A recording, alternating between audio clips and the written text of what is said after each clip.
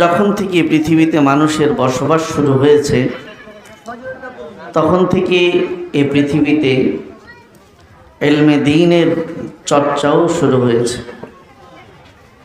আমাদের সকলের আদি পিতা, এ পৃথিবীর সর্বপ্রথম মানুষ সৈয়দনা হযরত আদম আলাইহিস সালাতু ওয়াস সালাম,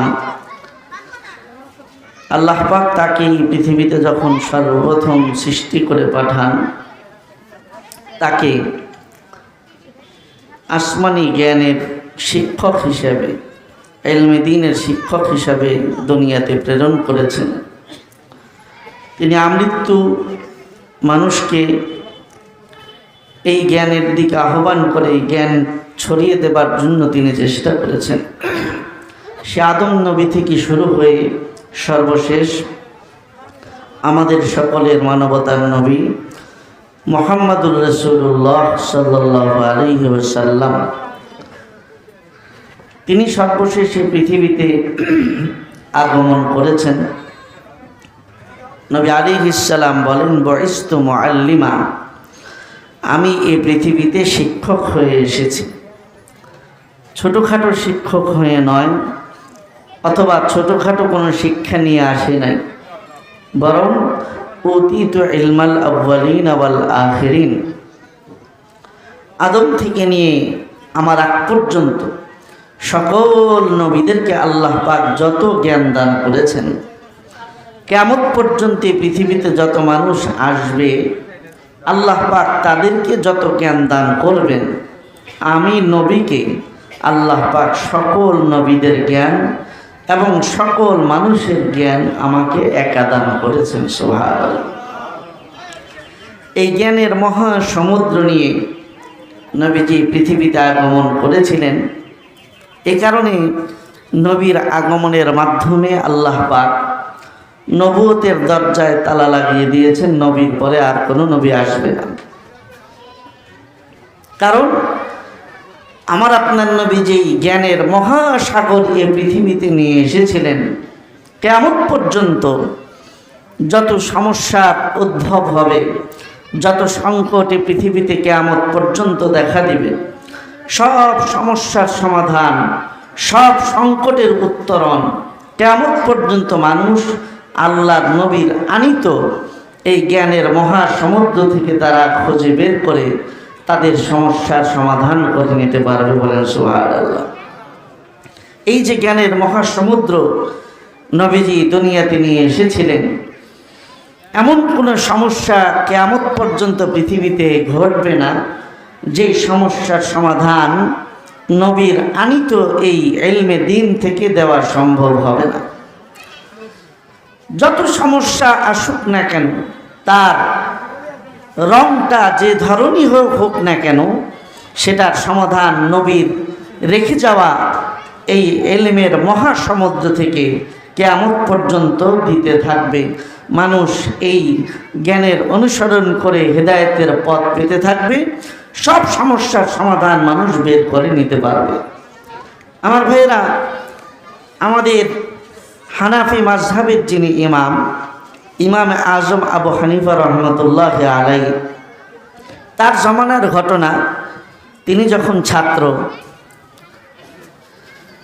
তো ওই জমানার এক লোক তার স্ত্রীকে হঠাৎ করে রাগের মাথায় বলে ফেললো যে তুমি যদি চাঁদের চাইতে সুন্দর না হও তাহলে তুমি 3 তালাক।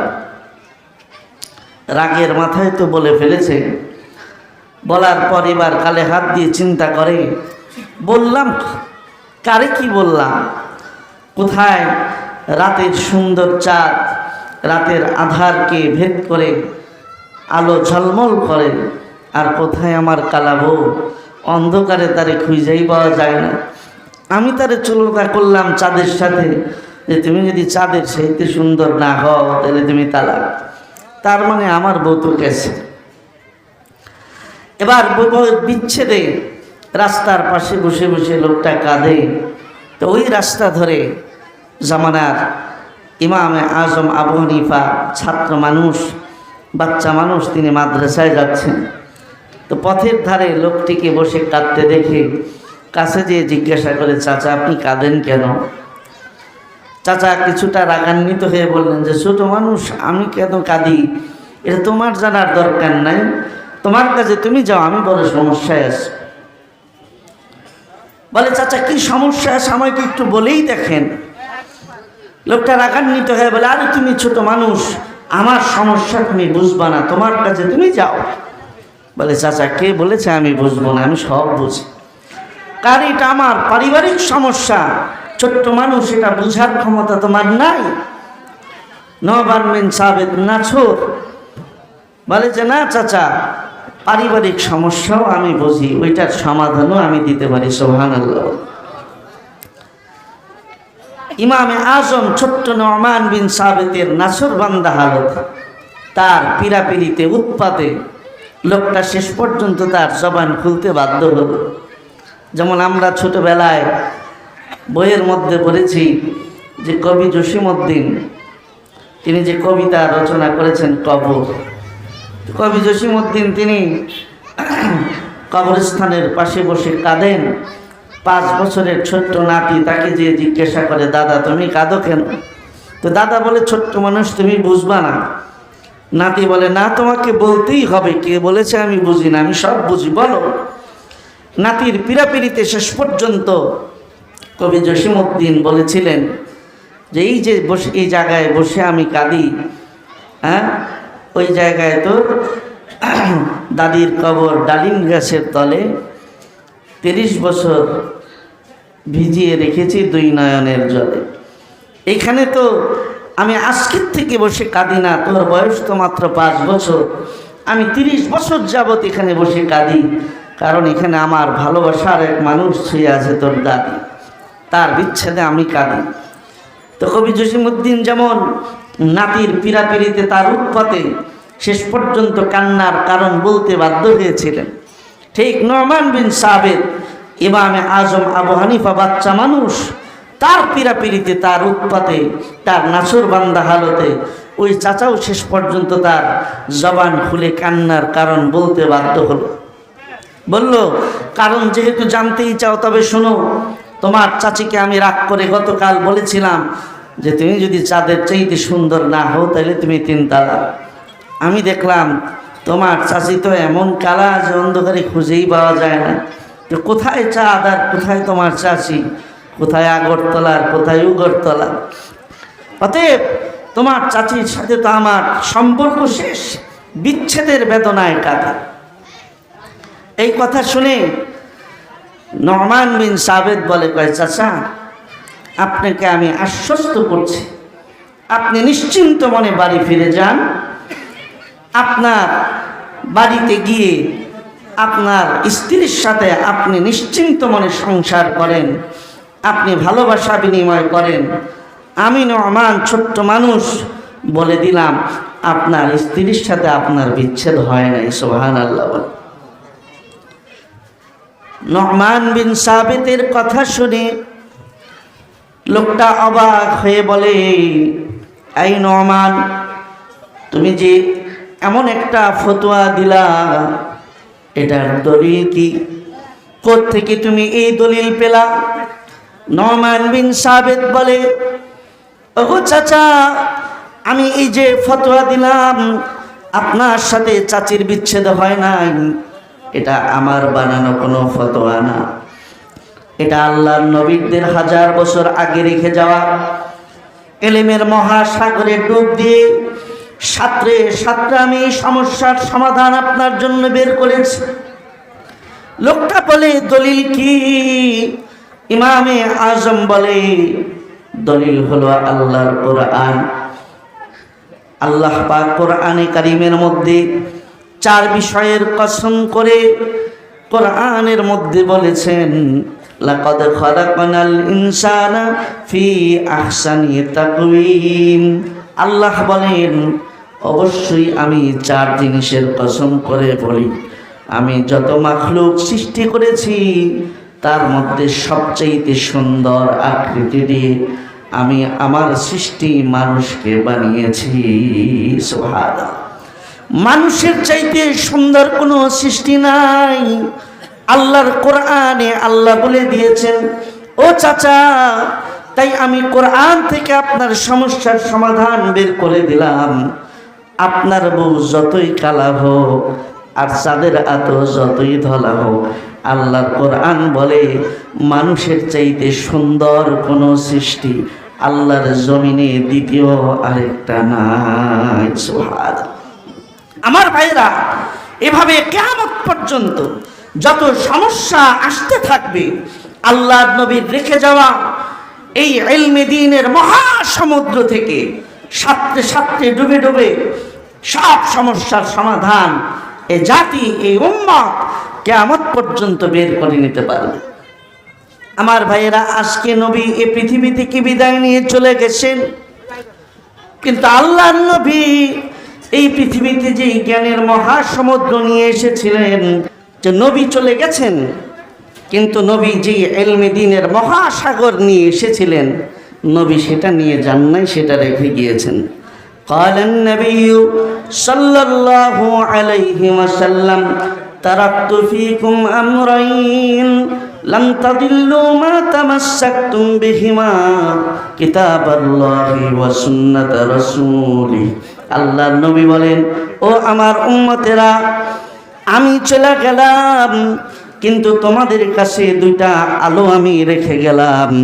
কিয়ামত পর্যন্ত আমার উম্মত এই দুইটা আলোর অনুসরণ যদি করে, আমি নবী বলে গেলাম, তারা সিরাতে মুস্তাকিমের পথ থেকে বিচ্যুত হবে না, হেদায়েতের পথ থেকে তারা বিচ্যুত হবে না, কোনো পথ ভ্রষ্টতা তাদেরকে আচ্ছন্ন করতে পারবে না, কোনো বিদআতে তারা নিমজ্জিত হবে না, ঈমান তাদেরকেও হরণ করে নিতে পারবে না।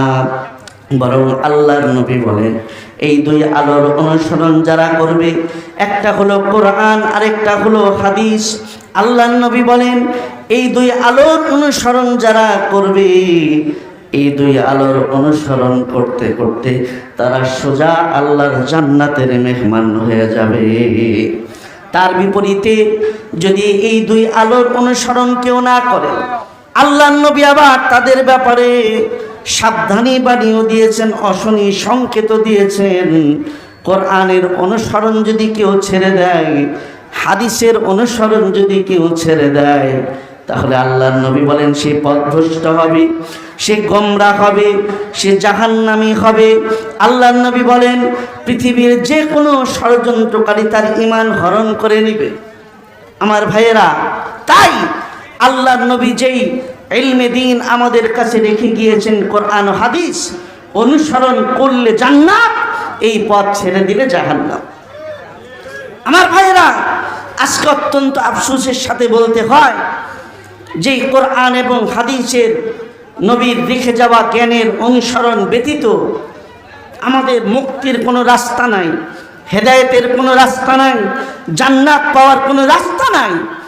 আজ সারা পৃথিবীর কথা বাদ দেই, আমরা বাংলাদেশের 17 কোটি মুসলমান, শতকরা 92% মুসলমানের দেশ বলা হয় বাংলাদেশ, কিন্তু আজ এই 92% মুসলমানের মধ্যে এমন লাখো মুসলমান আছে, এমন কোটি কোটি মুসলমান আছে যারা কোরআন হাদিস সম্পর্কে গভীর ধারণা তো দূরের কথা, জিন্দেগির ইবাদতের জন্য আল্লাহ পাক যেখানে পবিত্রতাকে পূর্ব শর্ত করেছেন, সেই পবিত্রতা হাসিলের জন্য যে ওযু আর গোসলের প্রয়োজন, এমন কোটি মুসলমান বাংলাদেশের জমিনেই আছে যাদেরকে জিজ্ঞেস করলে ওযুর ফরজ কয়টা, গোসলের ফরজ কয়টা, এটাও সঠিকভাবে তারা বলতে পারে না।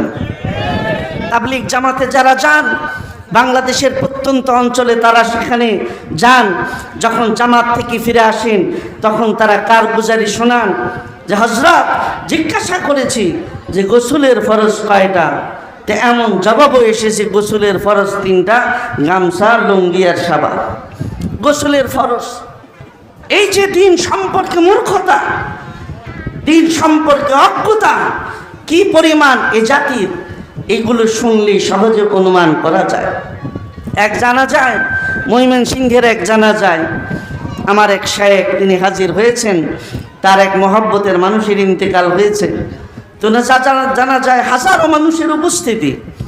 তো তো জানা যায় তিনি ইমামতি করছেন, তো দেখে যে পাশে একটা লোক চেয়ারের মধ্যে ঠ্যাঙে ঠ্যাং উঠাইয়া বসে রয়েছে, জানাজায় শরীক হয় না।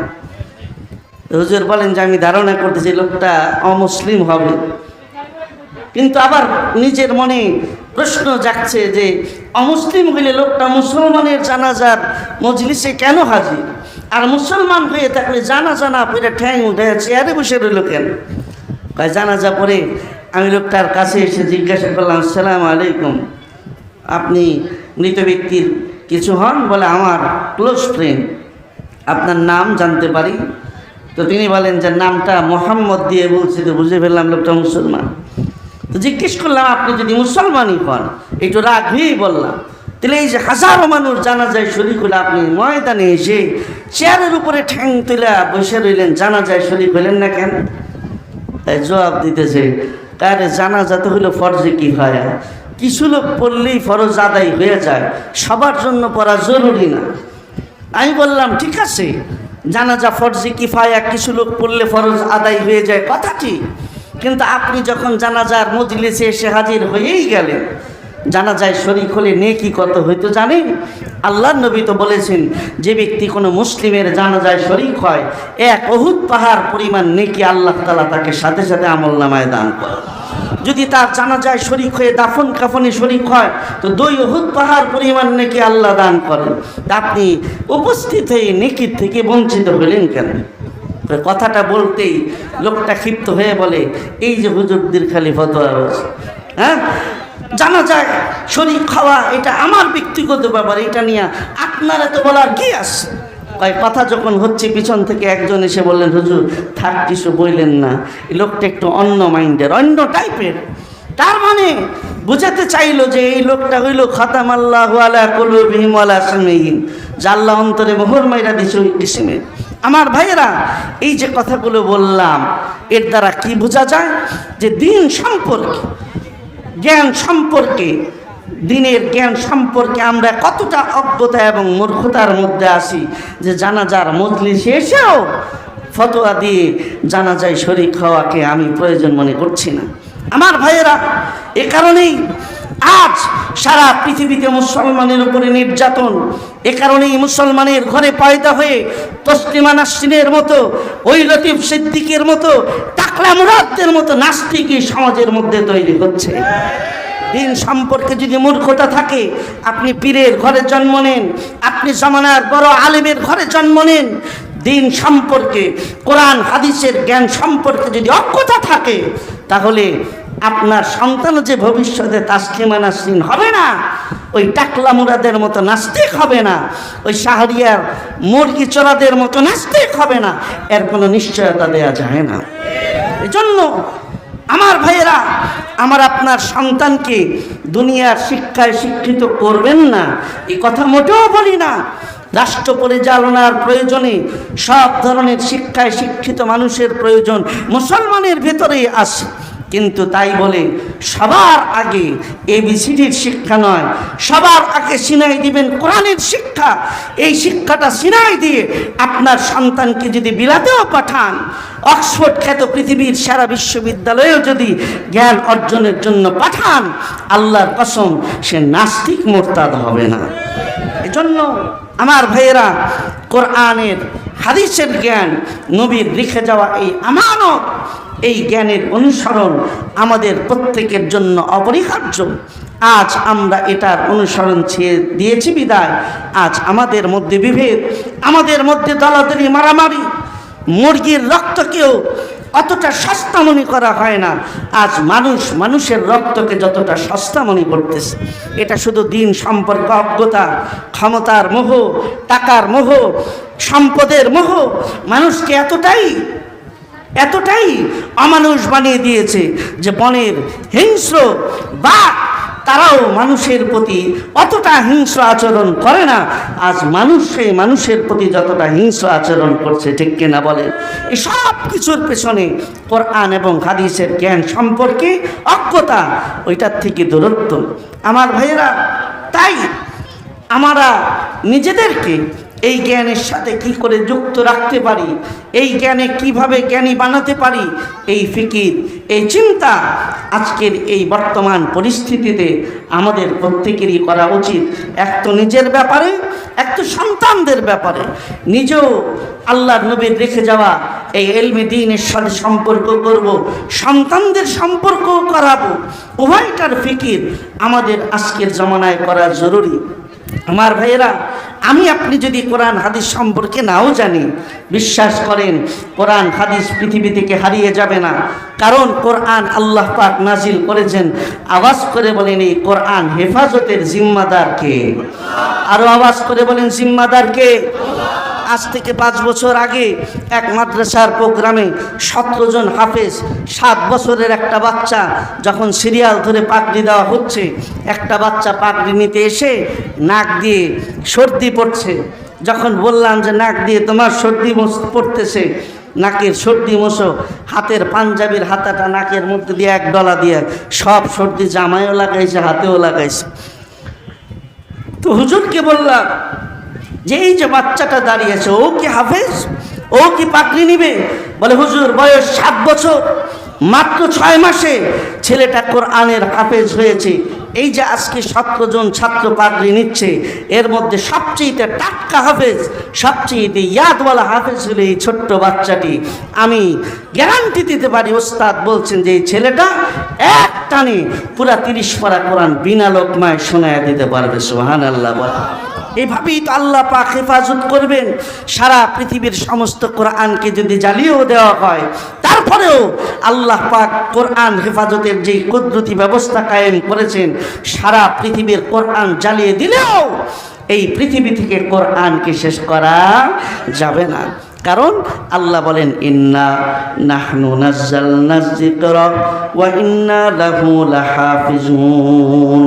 এই কোরআন আমি নাজিল করেছি, এই কোরআন হেফাজতের জিম্মাদারিও আমি আমার হাতে রেখেছি। এ কারণেই বাতিল শক্তি, কুফরি শক্তি কোরআনের আলো যতই নিভিয়ে দিতে চাক, ওরা যতই ফুৎকার দেয়, আল্লাহ তাআলা বলেন এই কোরআনের আলো তারা নিভাতে পারবে না। যেমন ফু দিয়ে এই বিদ্যুতের বাল্ব যেমন আলো যেমন নিভানো যায় না, কুফরি শক্তি সব মিলে কোরআনের আলো নিভাতে চাইলেও তারা পারবে না। কারণ এই কোরআনের হেফাজতের জিম্মাদারি, আওয়াজ করে বলেন কার হাতে? তাই আমি আপনিও যেন এই কোরআনের সংরক্ষকদের একজন হতে পারি, এটা আমার সৌভাগ্যের বিষয়। কিন্তু আমি যদি এর অংশীদার হতে না পারি, এটা আমার জন্য দুর্ভাগ্যের। আজ আমরা একটা সূরা মস্তানি বহুত করতে পারি, ঘন্টার পর ঘন্টা বক্তৃতা দিতে পারি, কোটি কোটি টাকা নিজের মেধা দিয়ে কামাতে পারি, অনেক যোগ্যতা আছে, কিন্তু সূরা ফাতিহাটা সহি করে পড়তে পারি না। মুমিন হিসাবে এর চাইতে লজ্জার, এর চাইতে দুর্ভাগ্যের আর কিছু থাকতে পারে না। ঠিক কিনা বলে? আমি মেধা দিয়ে 1000 কোটি টাকা কামাই করতে পারলাম, কিন্তু আমার মেধা দিয়ে আল্লাহর কোরআনের একটা সূরা সহি শুদ্ধভাবে মুখস্থ করতে পারলাম না। এতটুকুন কোরআনের হেফাজতের জিম্মাদারির দায়িত্বের অংশীদারও হতে পারলাম না। আমার চাইতে দুর্ভাগ্য আর কি আছে? আমাদের আকাবির বুজুর্গ, তাদের ইতিহাস পড়ে দেখেন এক একজন কিভাবে আল্লাহর এই ইলমের হেফাজত করেছেন। কোরআনের হাফেজ তো আছেই, আল্লাহর নবী যে হাদিসের জ্ঞান রেখে গেছেন। ইমাম আবু যুরআ রাজি রহমতুল্লাহ আলাইহি, ঘটনা বলি কথা শেষ করব, প্রধান মেহমান আছেন। ইমাম আবু যুরআ রাজি রহমতুল্লাহ আলাইহি, তার এক ছাত্র বিয়ে করেছে, বউয়ের সাথে খালি ওস্তাদের প্রশংসা করে। একদিন বউ একটু টিটকারি মেরেই বলে, বিয়ার পরের থেকে খালি ওই হুজুরের গল্পই করেন, হুজুরের এমন কি গুণ আছে? বলে আমার হুজুরের লক্ষ লক্ষ হাদিস মুখস্থ আছে। 2-4টা হাদিসই বলতে পারে না আপনি, আমি আর হুজুর লক্ষ লক্ষ হাদিস বলবে, মাথা খারাপ। বলে তার রাগ এসে গেছে, বিবিকে বলতেছে আচ্ছা আমার হুজুরকে নিয়ে টিটকারি যাও, আমার হুজুর যদি ইমাম আবু যুরআ রাজি যদি 1 লক্ষ হাদিস মুখস্থ শোনাতে না পারে, সে যদি 1 লক্ষ হাদিসের হাফেজ না হয়ে থাকে, তাহলে তুমি তালাক। এখন চিন্তা করে 1 লক্ষ হাদিস, এটা কি 4টাখানি কথা? তাহলে তো মনে হয় বউ গেছে। পরের দিন সকালবেলা পেরেশান দিলে ইমাম আবু যুরআ রাজির কাছে গিয়ে বলে, হযরত বড় পেরেশানিতে রাত কাটিয়েছে। কি পেরেশানি? তা আপনার আলোচনা করতে গিয়ে বিবি টিটকারি মারলে পরে রাগে এ কথা বলেই ফেলেছি। আপনি যদি 1 লক্ষ হাদিসের হাফেজ হয়ে না থাকেন তো আমার বউ 3 তালাক। এখন আগে কোন 1 লক্ষ হাদিস মুখস্থ আছে কিনা? ইমাম আবু জুরআ রাজি রহমতুল্লাহ আলাইহি বলে, ও আমার ছাত্র, বাড়ি যাও, নিশ্চিন্ত মনে বিবির সাথে যায় সংসার করো। আলহামদুলিল্লাহ 1 লক্ষ হাদিস না, 6 লক্ষ হাদিস সনদ সহ আমি আবু জুরআর সিনায় মুখস্থ আছে। সুবহানাল্লাহ, 6 লক্ষ হাদিস একা সংরক্ষণ করেছেন। আমাদের চিন্তা করা উচিত, আমাদের তো সামনে আখিরাত আছে, সামনে মরণ আছে। ভাইরে, ক্ষমতা যতই থাকুক, শরীরে শক্তি যতই থাকুক, টাকা যতই থাকুক, সময় এসে গেলে কোনো কিছুই আমাকে রাখতে পারবে না। অতএব আখিরাত যেহেতু সামনে আছে, কোরআন এবং হাদিসের এই জ্ঞানের আমানতের হেফাজতের ন্যূনতম দায়িত্ব। 6 লক্ষ হাদিস দরকার নাই, অন্তত নামাজ পড়ার জন্য যে ফরজ সুলাগুলো দরকার, এগুলো অন্তত সহি শুদ্ধভাবে একটু শিখবেন। আর অন্তত নিয়ত করেন, আমি তো পারলাম না, আমার বংশের একটা সন্তানকে এই তাদরিসুল কোরআন আরাবিয়ার মতো কোরআন এবং হাদিসের যে মার্কাজগুলো আছে, যেখান থেকে কোরআন এবং হাদিসের সংরক্ষণের জিম্মাদার তৈরি হয়, আমার বংশের একজনকে আমি এই প্রতিষ্ঠানে দিয়ে কোরআন হাদিসের হাফেজ আলেম, তাদেরকে কোরআন এবং হাদিসের জিম্মাদার আমি বানাবো। আমি পারলাম না, আমার বংশের একজন সন্তানকে বানাবো। এমন একটা নিয়ত আজকের এই মাহফিলের মজলিস থেকে আমরা করতে পারি না ইনশাআল্লাহ। আমরা নিজেরা সূরাগুলো সহি শুদ্ধভাবে শিখব, আর আমার বংশের একজনকে পূর্ণ কোরআনের হাফেজ এবং আলেম বানাবো ইনশাআল্লাহ বলি। আল্লাহ পাক এই তাদরিসুল কোরআন আরাবিয়া মাদ্রাসাকে কবুল করুন। যারা এই মাদ্রাসার প্রতি খেয়াল রাখেন সকলকে আল্লাহ পাক উত্তম জাযা দান করুন। প্রতিষ্ঠানের যিনি কর্ণধার, তার জিম্মাদারিতে আল্লাহ পাক যেন এই প্রতিষ্ঠানকে আরও উত্তরোত্তর উন্নতি দান করেন।